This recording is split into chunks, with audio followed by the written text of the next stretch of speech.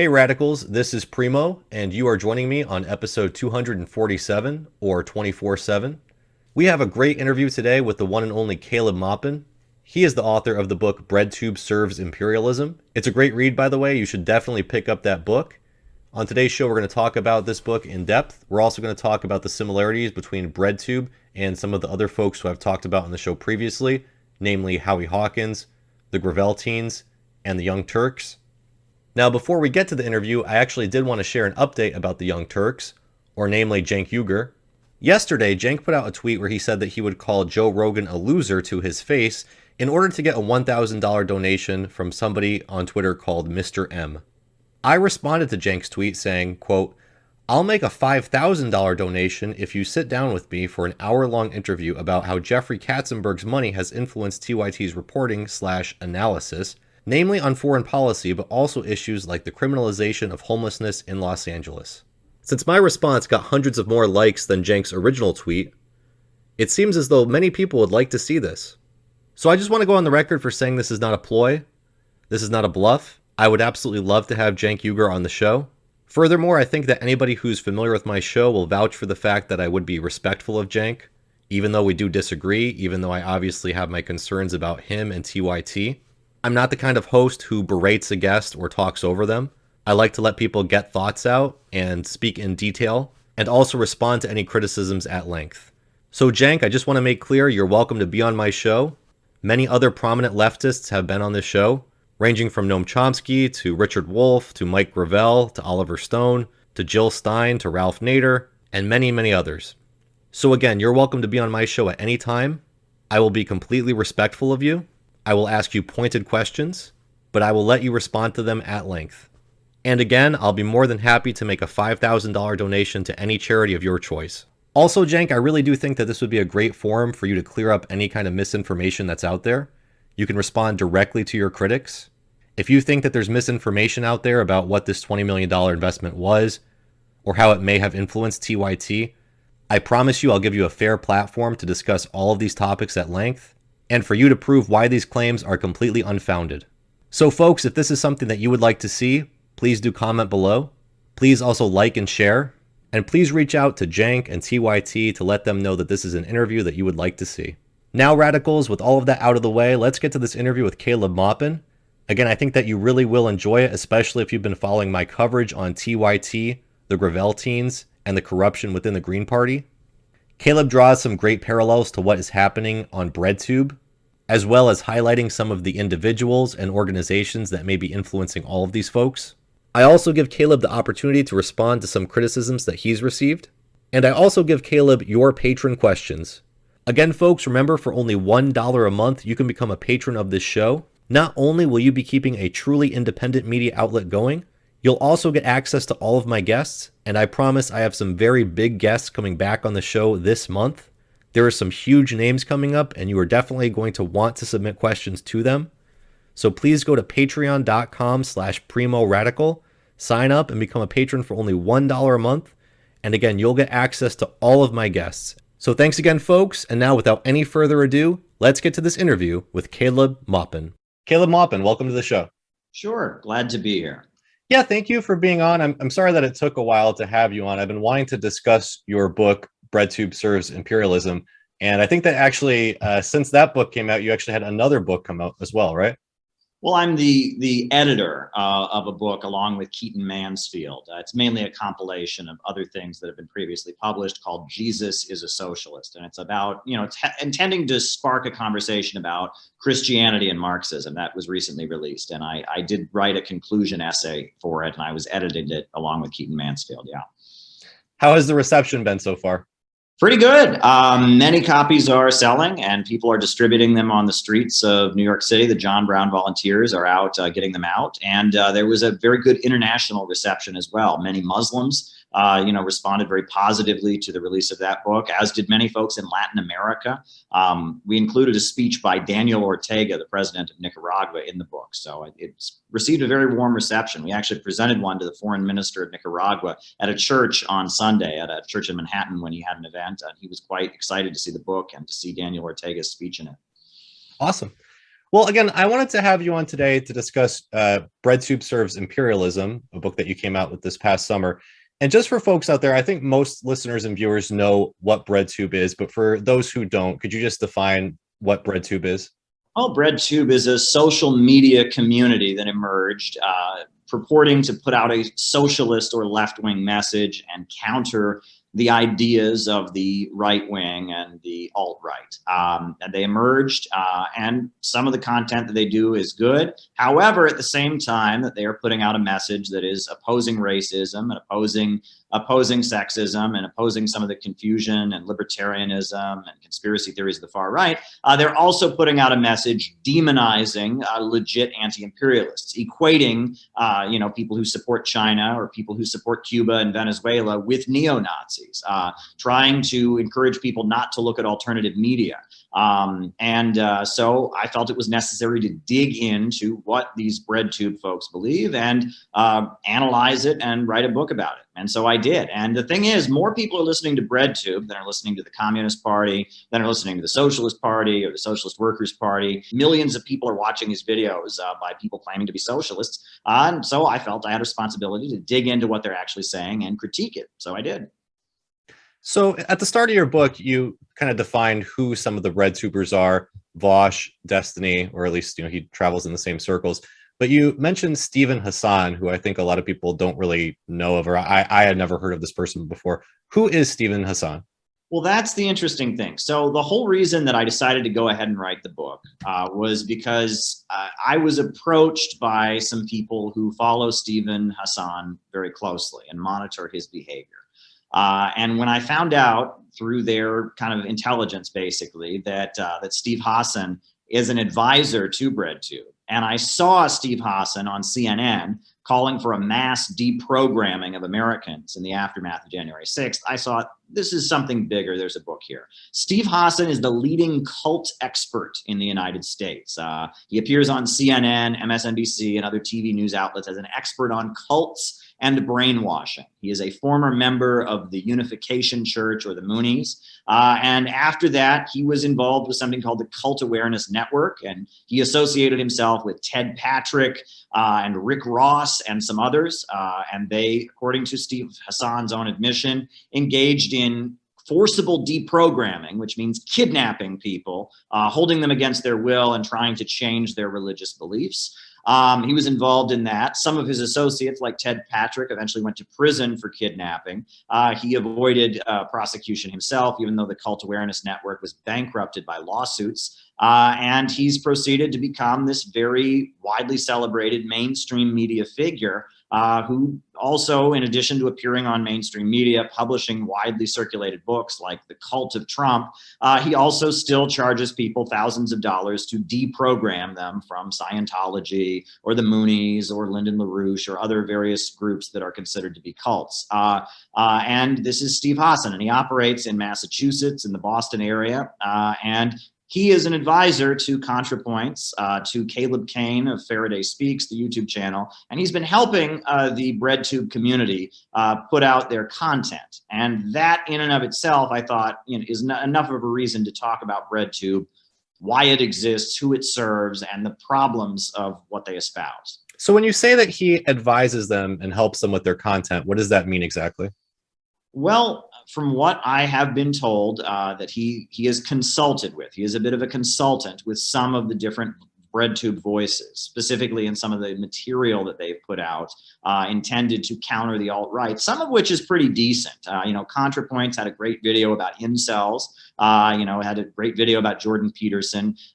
Some of the BreadTube voices are better than others, but from what I understand, I don't know very key specifics of it. I do know that you can see publicly that he has streamed with Caleb Kane, and that Caleb Kane has been very open about receiving mentorship from Steve Hassan. But I understand that beyond that, he has been consulted by various BreadTubers about how to put out their content, and that his call for mass deprogramming of Americans in the aftermath of January 6th was not only, broadcast widely on CNN, but it was supported on Twitter by AOC.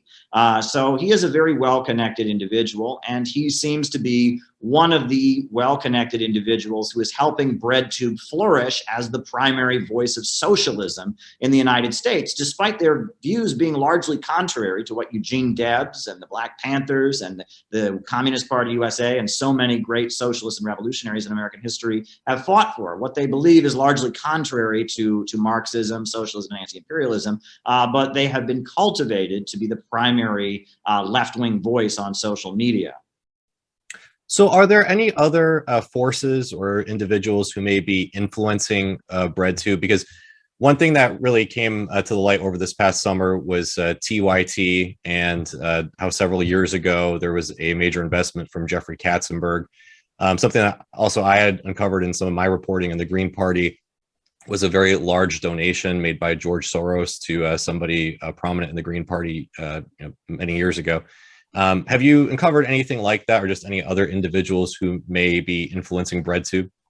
Well, sure. I mean, Ben Burgess is an individual associated with Democratic Socialists of America. He's an academic. He is listed in the credits of many BreadTube videos. He's considered to be the academic who kind of advises BreadTube.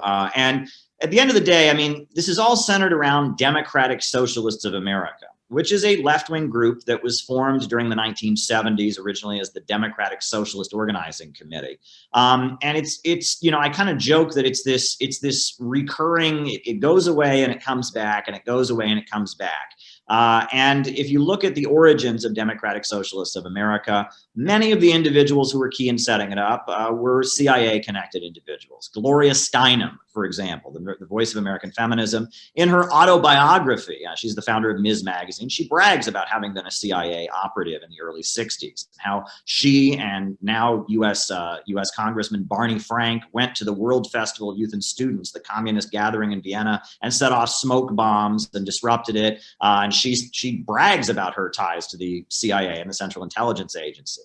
During the 1950s and 60s, the CIA had a program called the Congress for Cultural Freedom, in which they funneled money to anti-communist left-wing voices. They set up a magazine called Partisan Review. They hired Sidney Hook, who was a Trotskyite college professor, to be the director of the program. Many of the voices that went on to establish Democratic Socialists of America came out of the Congress for Cultural Freedom.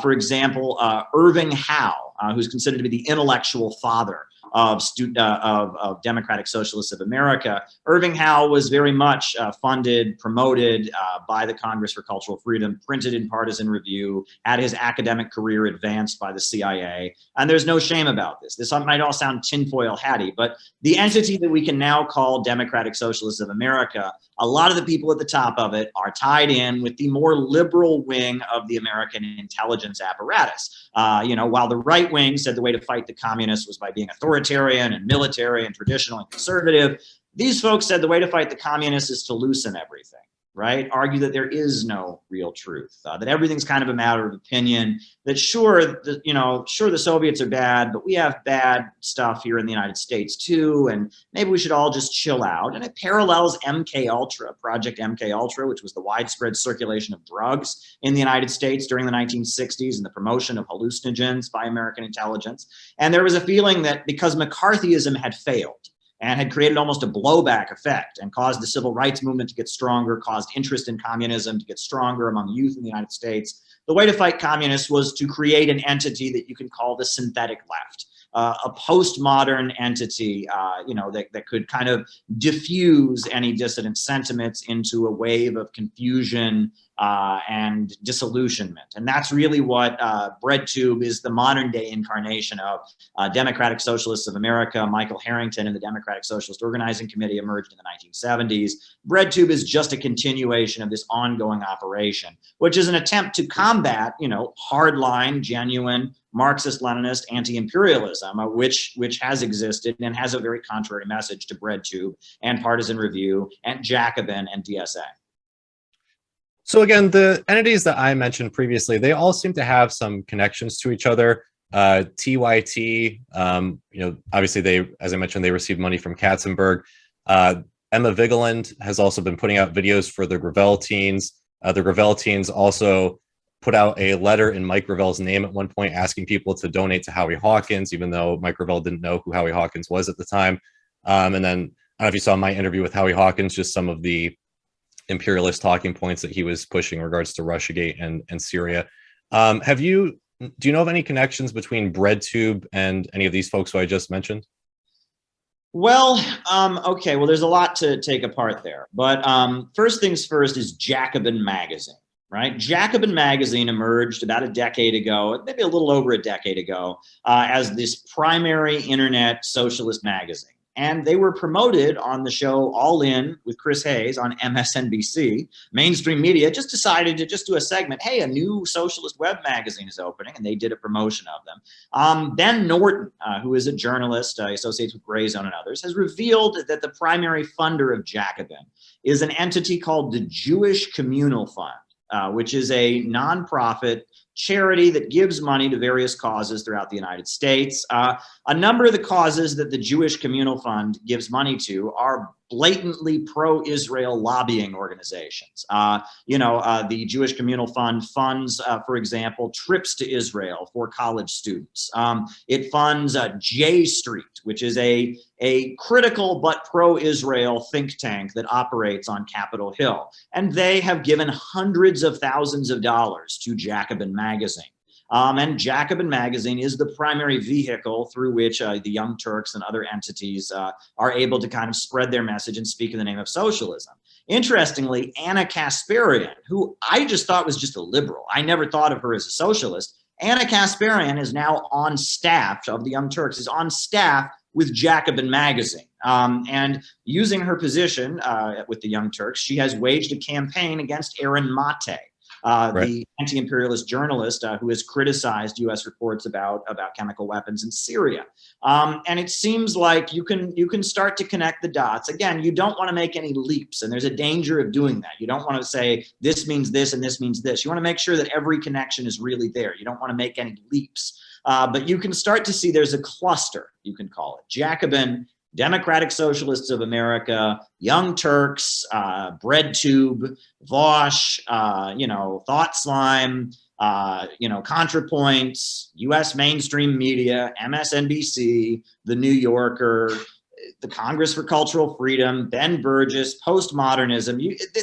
They're a cluster, you can call it, right? They're not all directly connected to each other, but it's kind of a revolving door. They all kind of can find each other, and they all have the same enemies, which are people like me, people like Max Blumenthal, people that actually criticize U.S. foreign policy, people that God forbid, go to international conferences or call for peace with Russia or work with international media networks, don't only talk to pro-Western media networks. We all become the enemy, and they go out of their way to equate us with Nazis, which, interestingly enough, that goes back to the 1960s. That was a big part of the partisan review narrative, right? The Congress for Cultural Freedom argued that fascism was, just synonymous with any kind of mass populist movement.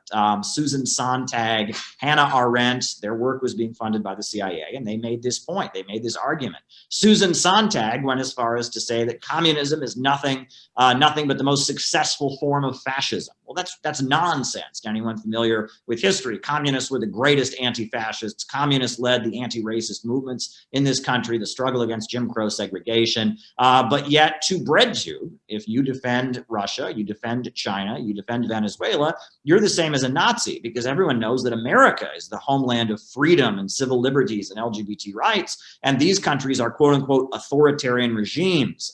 This is the narrative that the CIA and the Congress for Cultural Freedom have been putting out for a long time, and it was that narrative that led to the fall of the Soviet Union, the mobilization of the color revolutions, that led to the economic destruction of Eastern Europe. Millions of women sold into sex trafficking, the inflow of heroin, they called it economic genocide, what was done to Eastern Europe, but it was cultivating a synthetic left, intellectuals, middle-class folks to be like, well, we don't like capitalism, but these authoritarian communists are no good, creating instability, celebrating deconstruction as a value, right? Arguing that anyone who tells you there is a truth is an authoritarian. Anyone who tells you that there's something worth fighting for or dying for is an evil authoritarian fascist trying to, con you and manipulate you. And you'll notice this is very similar to the message of Steve Hassan and his cult awareness network, right? Postmodernism, synthetic leftism, again, this cluster is there. This is what you can call the postmodern current that believes in a world where people don't sacrifice for bigger causes, people don't identify with a group that's larger than themselves. People just kind of do their own thing and think their own thing, and we celebrate destruction one ideology or one monument at a time. This is kind of their worldview, and it is leading to all kinds of depression. Look, so many young people in the United States are becoming drug addicted. So many people are committing suicide. Why? Because human beings need ideology. Human beings need to be able to point at the map and say, this is where I am. You are driving a car. Imagine you're driving a car, and when you drive your car, you know where you're going, you know where you came from, you know how you're getting there. But imagine you were driving your car and all of a sudden you didn't know where you were coming from. You didn't know how you were getting there. You didn't know where your ultimate destination was. You would stop the car, right? And that when you deprive human beings of ideology, of a cause, of truth, and you just tell them that everything is a matter of opinion and don't believe in anything, that leads to widespread demoralization and deconstruction. And Western civilization right now is falling apart, largely because a lot of the racist ideology and chauvinism that these countries were founded on is being dissected. Well, that's good, but it needs to be replaced with a revolutionary, anti-imperialist and socialist ideology. We don't just need this big confusion, which is what BreadTube and the CIA and MK Ultra and Steve Hassan and MSNBC and Young Turks are trying to promote. And it's very, very dangerous. And ultimately, the ultimate conclusion of it is probably going to be the triumph of the far right wing. If they get their way, because human beings need ideology, and if they don't get it from the left, they'll get it from somebody else. But I think it also does serve a purpose, as your title hints at, in bolstering imperialism and getting the left to support imperialism. And we saw that with TYT pushing Russiagate. We saw that with even within the Green Party, Howie Hawkins embracing Russiagate and demonizing Assad. We saw that the Gravel teens again putting out a quote, putting out a tweet in Mike Gravel's name that he did not agree with, saying that it was a mistake to leave Syria. And we see that with Vaush, who's seemingly saying that China is more of a right-wing fascist nation than the United States, which is just ridiculous. So, that's a big part of it too, right? Is just getting the left in the US to either be apathetic about foreign policy or support what the CIA and what the military-industrial complex is doing. Yeah, it's a huge part of it. That is a very, very big part of it. And what scares me more than anything is that it seems like now the right is more anti-war than the left. Donald Trump said he was going to end the wars. He didn't. He actually escalated, brought us to the brink of World War III. But Donald Trump made an anti-war appeal, whereas the message of the left was that Donald Trump's a traitor. He's working for the Russians. He's a foreign agent. He's not loyal to the homeland. Yeah, this is very, very, very scary. This narrative where suddenly leftists are defenders of the status quo, and it's the right wing who look like they're the revolutionaries. I think we know where that ultimately leads. It's very, very dangerous. It's very, very dangerous, and it's not what Marxism is all about. So do you think that this is all being influenced at a higher level? Or, I kind of personally wonder too, if some of it might just be generational. So you and I think we're a little bit older than some of these BreadTube folks. And I think, I personally got involved in politics during the Bush years and protesting against the Iraq War and Abu Ghraib and the Patriot Act. It seems as though a lot of these BreadTube folks weren't really around then or didn't really have an understanding of politics. I believe that you got involved in protesting imperialism around the same time. Do you think that that's a component of this, or do you think it really all kind of is being influenced from the top down? Well, I think there's a component of that, sure. Look, a lot of younger folks that come around, they don't really, they just are not familiar with the history. We all learn. When I was coming around, there were a lot of concepts I didn't understand. There were a lot, we all are learning. But I think this is there to kind of take advantage of that, what do you call it? That newness or that, lack of full awareness. It's there to take advantage of that and misdirect people. I think people are coming around in an age where, yes, the Vietnam War was a really long time ago. And, the memories of the 1960s are very much in the past. The 1930s, people just don't even know history very much. And at the same time, the Soviet Union did fall, and global communism as a movement is not what it once was. It has changed a lot. And so it's kind of seizing on this moment where there is widespread ideological confusion. And seizing on it to direct people in a bad way. I mean, yes, that's definitely a factor that people are young, but they're pouncing on them in this moment and pushing them in the wrong direction. I think that's what BreadTube is doing. Do you think that it's possibly also a class issue as well? Again, because the Gravel teens, they went to Oxford and Columbia, and Emma Vigeland, she has rich lawyer parents. I think Vaush's father is involved in Hollywood, and he's from Beverly Hills. So do you think this is partly a class issue as well? Oh, 100%. 100%. I mean, BreadTube is largely a suburban entity. If you look at who the fans of BreadTube are and who the BreadTubers themselves are, this is the suburbs. This is the children of doctors and lawyers. This is those wealthy places outside of major cities, outside of Los Angeles, Northern Virginia, Long Island, New York. This is where this comes from. And a lot of that is that these younger folks have lived a very, because they're living at the top of U.S. society, they're from the middle class. They live a very much more, less authoritarian life, I guess you could say. In the South of the United States, for example, most southern states in the United States still have corporal punishment legal in public schools. You go to school in Texas, you go to school in Alabama, you go to school in Mississippi, you might get paddled in school, right? I think if you go to very working class neighborhoods and urban centers in the United States or in the South or in the Midwest, almost everyone knows somebody or has a relative who's in the military. But if you're from one of these suburban backgrounds, you're not going to know people in the military. They're definitely not going to have corporal punishment at your school. You might not even have to call your teacher Mr. or Mrs. You might be able to call your teacher their first name when you're in school. You might not even have to ask permission to go to the bathroom, right? And that middle class folks live a much more, I don't know what the term would be, a much more liberal, free life, right? They're much less confronted with authoritarianism. So they look at Donald Trump and they see his kind of authoritarian appeal, and that scares them. But then they look at Venezuela, Cuba, Iran, Russia, China, other anti-imperialist states. They see the authoritarianism there, and they equate it. In their mind, it's the same, right? It's all the same because they're afraid of authoritarianism. They have the ability to live a very comfortable middle-class life, and they see defending that liberal middle class life as being what it's about. What they don't realize is that middle class liberal life that they have is dependent on the existence of authoritarian institutions. The only reason they have that high standard of living is because imperialism has plundered the developing world.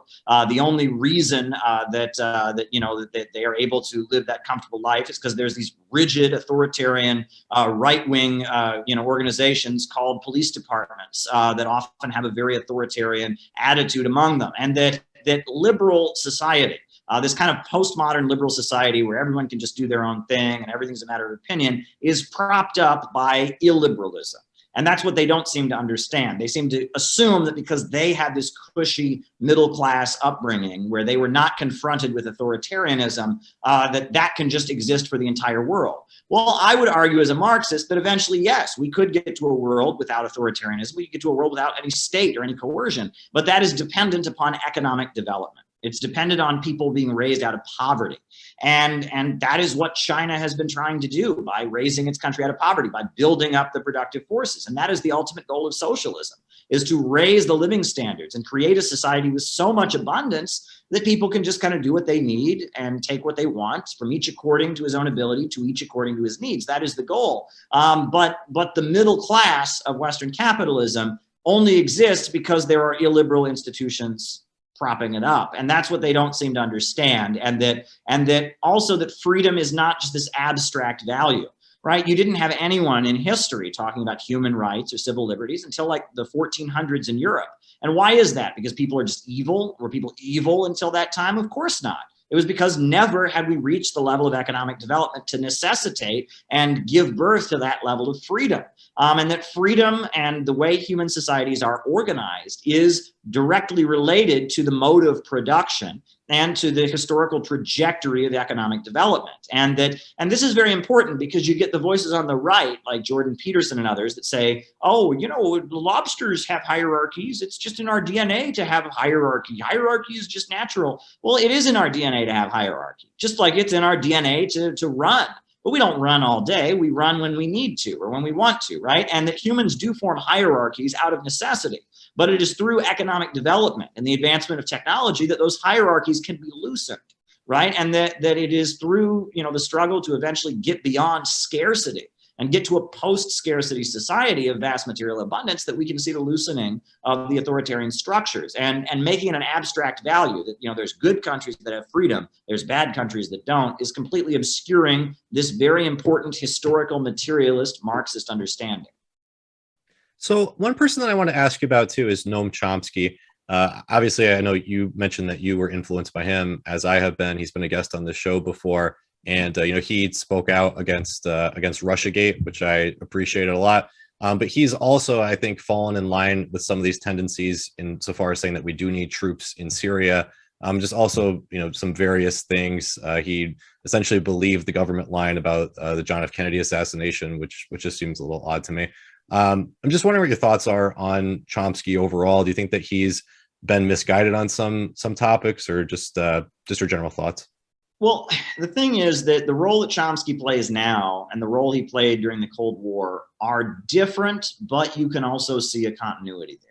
So Noam Chomsky, he's from a family from Brooklyn. His mother was involved with the Communist Party. He embraced anarchism as a teenager. He became this very successful academic linguist.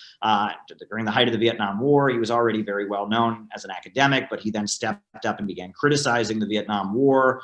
But if you look at the role that Noam Chomsky started to play in the 70s and 80s, Noam Chomsky, he's many times he's described as the most widely quoted source in the English language after the Bible. You ever heard that? He's described that way. I don't think that's true anymore, but it was true in the 70s and 80s. Well, the reason for that is that Noam Chomsky was widely quoted in Soviet-aligned media. The Soviet Union, in their press releases and such, they would quote this very prominent academic who would be critical of U.S. discourse. And in the 1980s, especially in the Soviet Union, many people thought that every American knew who Noam Chomsky was. Many people in the Soviet Union believed that Noam Chomsky was a household name, that he represented a very big section of the American power structure. Well, that wasn't true. Noam Chomsky was very obscure. Outside of academic, left-wing, activist circles, people didn't know who Noam Chomsky was. But that image, creating the idea that, okay, Reagan is bad, but there's this whole layer of people in the United States that are Democrats, that want to get along with the Soviet Union, that are friendly, that might be critical of your Soviet system and want more human rights, but they also have no ill will. Creating that illusion was a very key part of kind of cultivating the Gorbachev wing of the Soviet Communist Party to eventually surrender and dismantle the Soviet Union. The Gorbachev folks, the Gorbachev wing of the Soviet Communist Party in the 1990s, they were under the impression that they would be allowed to end the Soviet Union and transition Russia and the surrounding countries to being social democratic countries like Norway or Sweden. That they would give up the hardline Marxist-Leninist state. They would transition to becoming European-style social democracies. That didn't happen. What happened was there was the economic demolition of Russia, mass suffering, selling off to the highest bidder, shock therapy economics. But cultivating that illusion, the United States had this kinder, gentler side. That was really dependent on the illusion that Noam Chomsky was a household name over here. And this is how the soft power game is played. And nowadays with the amount of information that's accessible, it's much harder to create such illusions. But the illusion that Noam Chomsky was so much bigger than he was, and that the world, as a result, the USA wasn't as deadly and threatening, that was very, very key in kind of the psychological operations that laid the basis for the fall of the Soviet Union. I will add that I've noticed, especially since the term of Barack Obama, that Noam Chomsky, Amy Goodman in Democracy Now!, some of the Trotskyite organizations, the International Socialist Organization, they're no longer around, they're part of DSA now, but, those groups kind of echoed a foreign policy line that matched up with the Muslim Brotherhood, and it matched up with Qatar and Turkey, right? Qatar and Turkey are both very anti-Israel.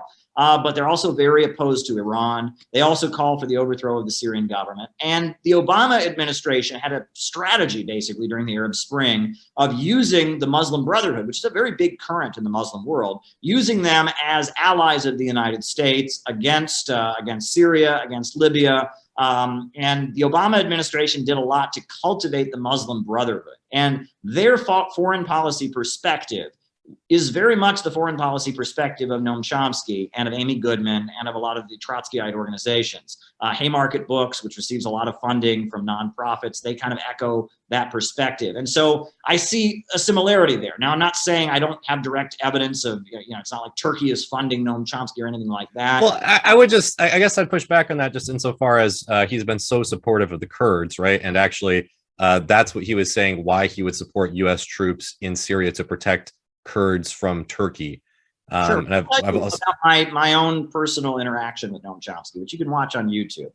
When I was reporting from the UN for Press TV, the TV network from Iran, Noam Chomsky was invited to the UN to speak against Israel by the Arab League. And so in a UN hall in front of thousands of people, Noam Chomsky gave a talk sponsored by Saudi Arabia and Jordan and Qatar and so many countries condemning Israel. So there was a Q&A, and being a reporter, I asked him about how the US government had revealed that Israel had assassinated nuclear scientists in Iran.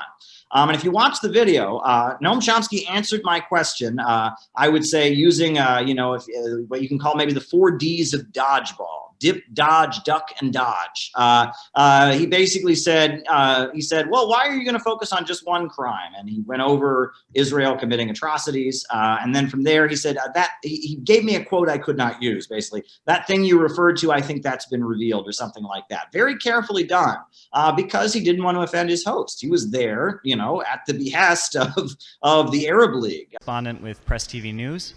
And in the last couple days, there have been reports in the U.S. media quoting figures from the Mujahideen Khalq, which is a terrorist organization, alleging that Iran is developing nuclear weapons. And it has been leaked that the Israeli government has cooperated with Mujahideen Khalq to assassinate Iranian nuclear scientists.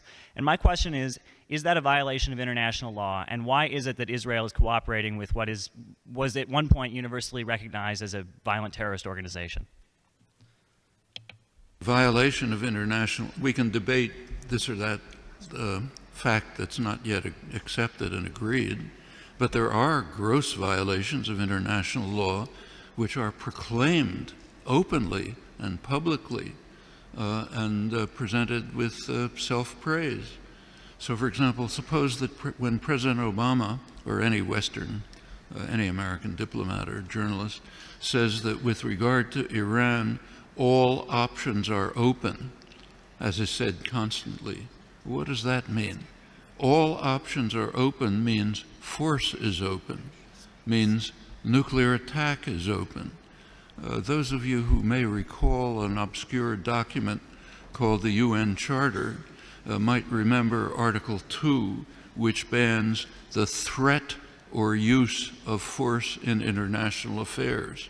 The threat or use of force. That again, Noam Chomsky is very, very careful, and I would argue that again, I think he's an honest person who genuinely believes what he says. But I would argue that his role has been not the role of a full-on anti-imperialist, but kind of cultivating a current that kind of goes back and forth between anti-imperialist and pro-imperialist forces, in the name of liberalism and human rights. Well, just getting back to BreadTube. So one thing that I think that they would say about you, and to push back on all this, is that you're engaging in class reductionism.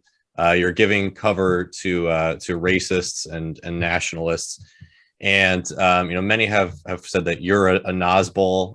They pointed to you attended a conference with Alexander Dugin in 2018, saying this is kind of a smoking gun that you're a Nazbol. During the presidential election, I'm a leftist, I come out of a left background, but I saw Donald Trump speak, and there were many times that he spoke, and I applauded. I heard him talk about how, there's this elite that is not loyal to the United States, these international bankers. I applauded when he said that. When he talked about how, in Syria, or in Iraq, and all these countries, we have attacked them, and the result has been terrorism getting stronger, and that the U.S. population is gaining nothing from these wars. I applauded when he said that. Now, I didn't agree with Trump about certain issues like immigration, certain issues like empowering the policing agencies in the United States, but in many ways, Trump was better than Hillary Clinton when it came to the concerns that are important to me. Bernie Sanders, he was removed from the race, and we had the choice of Hillary Clinton or Donald Trump. And there were many people who would have voted for Bernie Sanders who voted for Donald Trump in the election. You know, populism is the future. So I'm just wondering what your responses would be to those criticisms. Well, I guess we'll have to go about one by one. The idea that I'm getting covered as racist and such, I'm sorry, like I am quoted frequently in Final Call, which is a African-American newspaper published by the Nation of Islam and Minister Farrakhan. I am very outspoken in my support of not just Black civil rights leaders, but also Black nationalism. I actually was kind of made into a bit of the local celebrity in Cleveland because I videotaped an incident of police brutality at a walkout in Collinwood High School in Cleveland. And then the press tried to blame me, say I was the instigator of the walkout. And then the mother of the two African-American women who were beaten up in the video by the police said that's not the case. And actually one of the young women was acquitted in juvenile court because of the video that I took. I am fully in favor of legalization for the immigrant community. I have attended conferences supporting Black Lives Matter, not just in the United States, but in Iran. The second New Horizon Conference was held in Iran, or the third New Horizon Conference, and it was entirely dedicated to the Black freedom struggle. Representatives of various Black liberation and Black nationalist groups spoke at that conference in Iran, which I also was a guest speaker at. I position myself on the side of anti-racists, throughout U.S. history. That's where I stand. That's just where I've always been. So I don't know where that's coming from. As far as the situation with Alexander Dugin is a Russian intellectual. He was a founder of the Russian Communist Party after the fall of the Soviet Union. In the 90s, he led a breakaway from the Russian Communist Party along with the Russian novelist Edward Limonov, and that was called the National Bolshevik Party.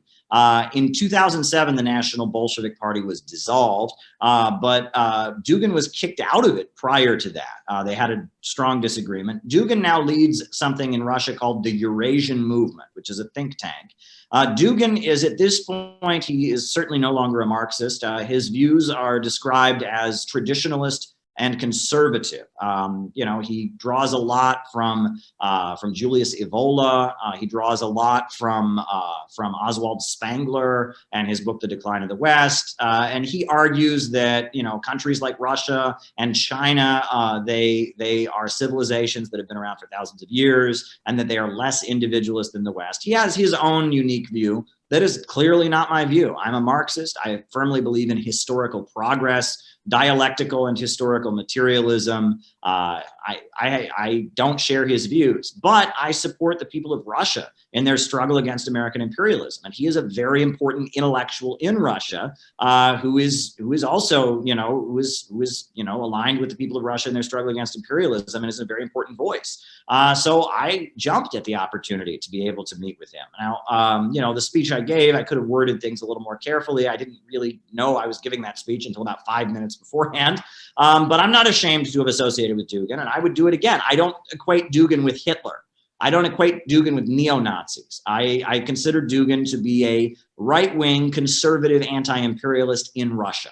And I obviously don't share his worldview. I am a left-wing progressive. He is a traditionalist conservative, but just because I went to that conference and spoke to another important anti-imperialist doesn't make me responsible for his views. Look, I admire Minister Louis Farrakhan and the Nation of Islam, but I obviously don't agree with their position on LGBT rights or some of the things they've said about Jews, etc. And the same could be said for other folks. When you stand in solidarity against imperialism, that doesn't make you responsible for everything that every anti-imperialist force has ever done. Malcolm X, let's not forget, said some very anti-Semitic things, some very anti-LGBT things. I don't endorse that, but I do endorse Malcolm X and what he stood for. John Brown, the heroic anti-slavery abolitionist. He's a person that I very much look up to, but his views on a lot of things are not my views. So, again, what is the cutting edge here? Is the cutting edge, is the dividing line imperialism and anti-imperialism, opposing the system of global monopoly capitalism and building a coalition against it? Or is the dividing line where you stand on social issues? Because at the end of the day, the global anti-imperialist camp, I must say, at this point, in a lot of ways, is very socially conservative, namely because social liberalism has been hijacked by imperialism. The LGBT movement and other things very much are being utilized to justify U.S. military interventions. And what socialist governments around the world can offer to their populations is stability. They say, we're protecting you from the chaos of the free market, from the instability, we're raising people out of poverty. And they have, the Chinese Communist Party, the Venezuelan government, and others, they have kind of a conservative appeal. They're saying, we are giving you stability and protection from the chaos coming out of the Western world. So as a result, they're positioning themselves in somewhat of a conservative way. That doesn't make them my enemies. I disagree, and I've argued with people in Iran about the LGBT question, and I've argued with people about how they speak about different things. But at the end of the day, I'm an anti-imperialist. I'm on the side of the anti-imperialists against the global system of monopoly capitalism, no matter what human rights rhetoric you dress it up in. So Vaush often talks about the Nazbol vortex, and essentially he's saying that when you start engaging in class reductionism, then you start holding hands with Nazis and you're effectively helping the right wing. So I think that's what he would say against kind of working together with folks on the right or whatnot, that it's going to lead to bolstering fascism. What would be your response to that? Well, I don't work together with fascists. I would never form a coalition with an open Nazi or a fascist group, but I would engage in dialogue with fascists. I think there are many people who are attracted to those ideas who could be won over. And I know people that are former Nazis that have come to the left. They've come to see that those views are incorrect. And that was a whole history of our movement. Gus Hall, would give speeches in the South, and white workers would rip up their Ku Klux Klan cards and join the Communist Party. In Akron, Ohio, during the strikes, you'd have, racist white workers join arm in arm with black workers in their struggle against the employers. The way to fight racism is through solidarity, historically. And let me add that class reductionism is a real phenomenon. And I've always understood class reductionism to be, the greatest example. There's a certain leftist group in the United States, I won't name them, but they were known to chant at rallies. They would have the chant, white power and black power are the same. Racism is the boss's game. Well, I don't agree with that chant, because white power and black power are not the same. Black people fighting for their national liberation, white supremacists are not the same. There's a difference there. And if you were to equate the two and just say, it's all capitalism or whatever, that's class reductionism. And I'm opposed to that. And I would consider being pro-imperialist, to be a form of class reductionism, because you're denying the fact that, if you're attacking, China or Russia or Iran on the grounds they're not real socialism, so that makes it okay to stand with the imperialists, that is class reductionism. And class reductionism is a real phenomenon. It means you're denying any contradiction but class, right? You're saying that class is the only issue. I see people like Vaush as being the main people that are engaging in class reductionism by ignoring the history of colonialism, by ignoring the threat posed by U.S. imperialism and saying, well, because every business in China isn't a worker co-op, therefore I can repeat State Department talking points and psych up my audience for war. That's class reductionism, is it not? Well, Caleb, I know we're almost out of time here. I did have a few patron questions for you if you have a few minutes left. Yeah, I've got plenty of time. Go ahead. Awesome. Thank you. So Primo Radical patrons, for just $1 a month, they have access to all of my guests and can submit questions directly to them. So my first one is from John McCarthy. John asks, Caleb, you have recently been the target of some bizarre attacks for your friendly relationship with the LaRouche organization. Could you talk about this and maybe speak to the collaboration they had with your friend Ramsey Clark? Oh, well, so I know them. I know them. I'm not a member of their organization. They were Trotskyites. The LaRouche folks were Trotskyites back in the 1970s, but now they put forward their belief in what they call the American system. They draw from Friedrich List, the economist, as well as from Henry Carey and some others. And I have friendly conversations with them. And a lot of the work they're doing now is about promoting the need for infrastructure throughout the United States, promoting friendship with Russia and China, and opposing the danger of a war. And so I respect them on those grounds. I don't endorse every position they've ever taken. There are many things that they believe that I don't agree. They maintain that climate change is not a reality. I think it very much is a reality, but I respect them. And again, I don't like this kind of, what do you call it? This, this idea that if you associate with somebody, you're therefore responsible for everything they've ever said. If we were really serious about socialism, we need to be able to work with many different people around a common cause, like peace, like infrastructure. That said, it's quite interesting. You can pull up video of Lyndon LaRouche from 1979 ranting against Ramsey Clark, who I previously worked for. When I worked with the International Action Center, I went over to his apartment many times, actually. Ramsey Clark, the former U.S. Attorney General, I worked with him and I, helped put on a gala in his honor for his 85th birthday. And I met his granddaughters. And, this is a former U.S. Attorney General who became a progressive activist. In 1979, Lyndon LaRouche hated him, was ranting against him, considered him to be working with the British Empire. But then when Lyndon LaRouche was put on trial and in what many consider to be a frame up, and if you look at the facts, there's no way that man received a fair trial. It was definitely a political hit job. When Lyndon LaRouche was put on trial, Ramsey Clark came to Lyndon LaRouche's defense, and the two of them became friends. And I remember asking Ramsey Clark about it. And Ramsey Clark said, "I consider Lyndon LaRouche to be my friend." And that shows that things can change. Sometimes people can be on opposite sides of an issue, but they can find common ground. And having been the Attorney General of the United States, Ramsey Clark knew how these federal prosecutions worked. He'd been on the other side. He'd prosecuted people as Attorney General. He knew that Lyndon LaRouche was being targeted, and he knew it was a political hit, probably most likely because of the fact that Lyndon LaRouche was sympathetic to the Iraqi government, because Lyndon LaRouche, defended Saddam Hussein and the Iraqi government against its slurs because they supported the infrastructure projects of the Iraqi government. The Bush administration was targeting Lyndon LaRouche and eventually put him in prison. And Ramsey Clark could see that. He could see this was a political hit piece. So he stepped up and actually did legal work and defended Lyndon LaRouche. That's the kind of example we should follow, right? Understanding who the main enemy is. The main enemy is not somebody who once said something racist or once said something sexist. The main enemy isn't even somebody that you've had serious disagreements with. The main enemy is capitalism and imperialism. So next question, can you ask Caleb what he thinks is going to end up happening with China and Taiwan, and what he thinks the US will do if China ends up using military force to gain control? Well, I think that the goal of the United States right now is to provoke a situation where China feels it has to take Taiwan in order to maintain its credibility. Right? You have to remember, okay, and this is something that it's very hard for a lot of us, especially a lot of us on the left who spent our time talking about anti-imperialism. It's hard for us to understand this, but Eurasia, right? We're talking about that big chunk of the map, Russia and China, Siberia, Mongolia, Central Asia.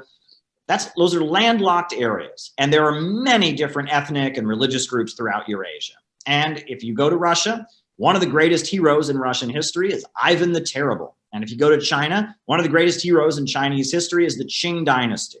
Why is that? Because they brought these vast territories with many different ethnic groups, many different religious groups, brought them together. And when those regions and ethnic groups and religious groups were brought together, the whole region could economically develop, right? Ivan the Terrible gave birth to modern Russia. The Qing dynasty gave birth to modern China. And the way that part of the world has seen improvement in living standards, literacy, education, is when they're united. And the strategy of U.S. intelligence, blatantly stated by Zbigniew Brzezinski in his book, The Grand Chessboard, is to, quote, keep the barbarians killing each other, divide those regions, play the people against each other. So the Chinese Communist Party, one of its greatest achievements has been uniting China, one China, Tibet, Hong Kong, the Uyghur regions, Taiwan, one China. So, at this point, Taiwan is considered, it's the Republic of China. It's the KMT party that fled there after the revolution. They consider it to be part of China. They maintain one country, two systems. However, the United States is very much tied in with a lot of elements in Taiwan who argue that Taiwan is not China. It is Taiwan. It is a separate nationality. And that is seen as very much an attack on the great achievement of the Chinese Communist Party of bringing China together. So if Taiwan is to escalate things, and if Taiwan goes as far as saying it is not China, that could lead to a situation where in order to maintain its credibility, the Chinese Communist Party is forced to militarily retake Taiwan.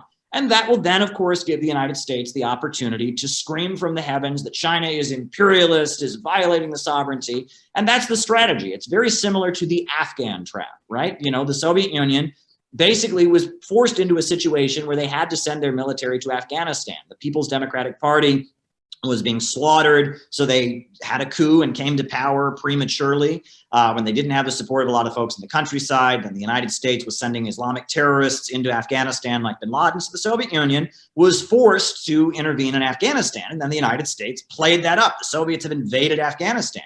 We now know Brzezinski called it the Afghan trap. They staged it to make the Soviets look like the aggressors, to lay the groundwork for all kinds of Islamic terrorism, money funneled from Saudi Arabia. That was the way that they staged it. And I think that's what the United States is trying to do right now with Taiwan. They want to stage a situation where China feels it is obligated to send its military into Taiwan. And at that point, then they can beat the drum against China. And I hope that China will handle things in a careful way so that that isn't the ultimate result, because that is clearly what the United States wants. And the sad thing is, if that war happens, a lot of people in Taiwan will die. And that shows that at the end of the day, the United States doesn't care about the people of Taiwan, doesn't care about the people in the Uyghur regions, doesn't care about the Syrians. This is all about geopolitical posturing. At the end of the day, the United States is trying to engineer a situation where a lot of people in Taiwan will die so the USA can further isolate China. That's not in the interest of anyone in Taiwan, regardless of how they consider themselves to be historically, ethnically, or whatever. This patron also had another question. He wanted to know, do you have any insights as to why Jimmy Dore has never brought you on as a guest, despite numerous requests by the viewers? I don't, but I know a lot of Jimmy Dore's friends and associates. And I hope to go on his show very soon. I assume it'll happen eventually, because I love Jimmy Dore, and Jimmy Dore has retweeted me before. So I assume there's no bad blood there or anything, and I assume that it's just a matter of time before I get a call. So Rome wasn't built in a day, as they say. I love Jimmy Dore. I think he's one of the most important anti-imperialist, progressive, socialist voices in the United States right now. And so many of the people associated with him are great. Jackson Hinkle is amazing. The Convo Couch is amazing. Ron Placone is amazing. It's like, if someone's associated with Jimmy Dore, it's a sign that they're on the right track. I really like the Medicare for All marches that are happening. Seems like there is kind of, again, just like you have this cluster I was describing with Young Turks and BreadTube, there's another cluster forming, a genuine socialist, anti-imperialist cluster. And Jimmy Dore is an important part of that cluster. I consider myself to be an important part of it as well. Yeah, I tried telling Jimmy last time he was on too, because of everything that he went through this summer. With the allegations that were made against him during the middle of this Twitter feud. That I felt bad that he was going through all of that, but it seemed as though the split that was happening between the synthetic left and the anti-imperialist left, it was very important, and it was important for him to play a major role in that. So last patron question: can you speak to NED involvement in Southeast Asia, particularly the NED backing regime change in Myanmar, Thailand, and Malaysia, possibly as a play against China's increasing role in the region? Well, what I can speak to is that, the United States has really kind of jumped on top of this call for an open society. Right? The idea is we want an open society. During the Cold War, that was not the case. During the Cold War, the USA propped up a lot of military dictatorships, Park Chung-hee in South Korea, Pinochet in Chile, and others. And they propped up these military regimes, these kind of authoritarian right-wing regimes, as a barrier against communism. But then, as the Cold War was ending, you'll notice there was a big shift where suddenly the United States was not wanting there to be military juntas. Why was that? Was that because they just wanted freedom? Well, no, it was because it's very hard to implement austerity in such a context. The way these military juntas stay in power is they hand out the goods. They generally have a strata within the country that benefits from the policies of the military regime. Park Chung-hee was able to stabilize South Korea by building up the urban centers and building POSCO, a state-controlled steel company. And that Pinochet had certain people he took care of as well. There was a strata in Chilean society that he handed out the goods to as well. In the early 80s, he very much abandoned Milton Friedman's neoliberal market reforms and started renationalizing things. And that these military juntas they depend on kind of, cultivating at least a layer among the population who is loyal to them, who feels like they will get, goods handed out to them. They will have their living standard rise. Singapore is a great example of that. The government of Singapore would not be in power today if it wasn't for the fact that they have done a lot to raise living standards, despite also engaging in heavy repression, et cetera. Well, now the United States champions the open society. And what is that about? It wants austerity, right? It wants a government, instead of having a strong military regime that'll beat back the Reds, it wants a weak, pathetic government that will just kind of roll over and play dead while the country's looted by international banks. A great example of that is Guatemala. That at one point, Guatemala didn't even have a postal service because of neoliberalism. Jimmy Morales, the president, he privatized the postal service, and then he couldn't find the money to pay the bill. So there was no postal service in Guatemala. That's the kind of government they want right now.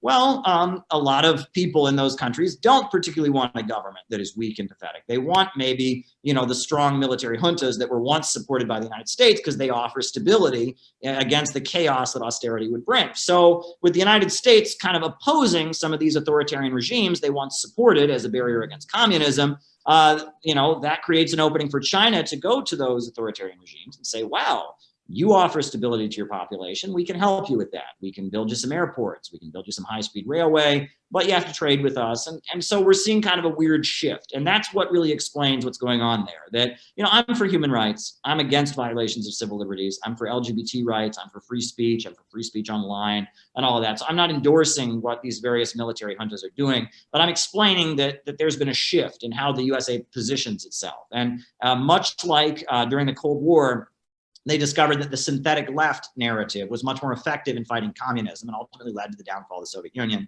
They've now discovered that rather than propping up brutal military juntas around the world, they call for an open society. So the NED is pushing for a quote unquote open society to pave the way for austerity. China seems to be backing the military juntas that are presiding over some level of stability. Well, Caleb, thank you very much for being on today. I really did enjoy your book, BreadTube Serves Imperialism. We could go in much more detail discussing the book and going over all these other issues. So I hope to have you back on in the future. For folks out there who would like to follow you, how can they do that? I'm on Twitter, Caleb Maupin. I've got a website, calebmaupin.com, CALEBMAUPIN.com, and I YouTube stream all the time. I'm probably going to YouTube stream later today. I'm on YouTube live streaming all the time, so you can check me out there as well. Awesome. Well, thanks again, Caleb, and I do hope to have you back in the future. Absolutely. Talk to you soon.